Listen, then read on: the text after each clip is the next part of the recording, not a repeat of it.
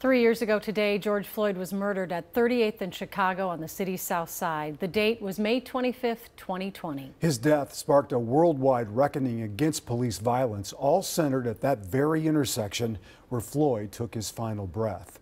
We have team coverage tonight of where we've been and where we're still going after Floyd's death. First, let's go live to Danny Speenwalk in George Floyd Square. Danny?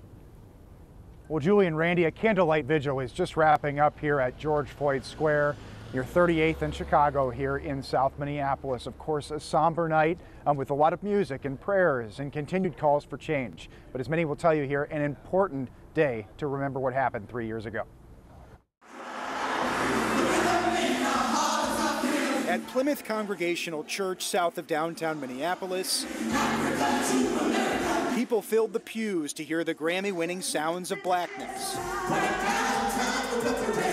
Together, they marked 3 years since the murder of George Floyd. It just bring back all these memories, you know. For Reverend Otis Moss III, that in order to move forward, one has to gain a handle on yesterday. Floyd's death renewed calls for change in the long struggle for civil rights. There's the possibility of creating a new song for this yet-to-be United States of America, this democratic experiment. The music echoed 3 miles away to George Floyd Square, where Floyd's family honored his memory with a song of their own. I said the rest of my life. The crowd began filling the square around sunset. Police Chief Brian O'Hara and former Chief Madera Arredondo attended the memorial, which drew some protest.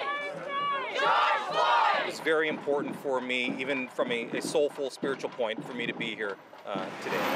But this memorial was led by the community. Because community is the antidote to racism.